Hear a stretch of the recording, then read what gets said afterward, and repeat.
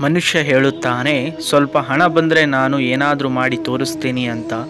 ಹಣ ಹೇಳುತ್ತದೆ, ಏನಾದರೂ ಮಾಡಿ ತೋರಿಸು, ನಾನು ನಿನ್ನ ಹತ್ತಿರ ಬರ್ತೀನಿ ಅಂತ.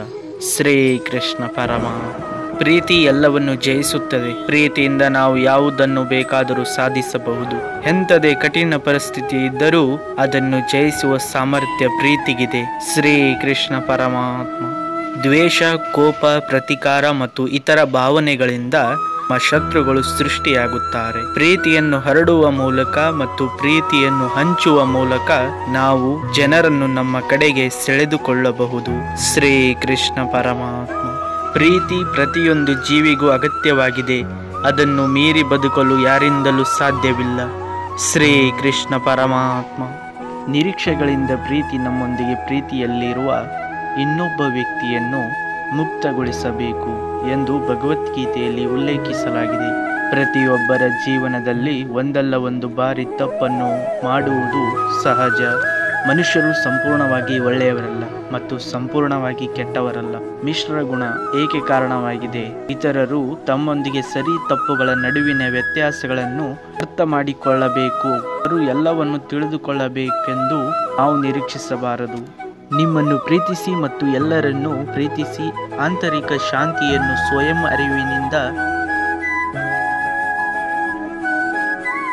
ಒಮ್ಮೆ ನೀವು ನಿಜವಾಗಿಯೂ ನಿಮ್ಮನ್ನು ಅರ್ಥ ಮಾಡಿಕೊಂಡರೆ ನಿಮ್ಮ ಅಸ್ತಿತ್ವದಲ್ಲಿ ಸೌಮ್ಯವಾದ ಪ್ರೀತಿಯ ಭಾವನೆ ಸೃಷ್ಟಿಯಾಗುತ್ತದೆ.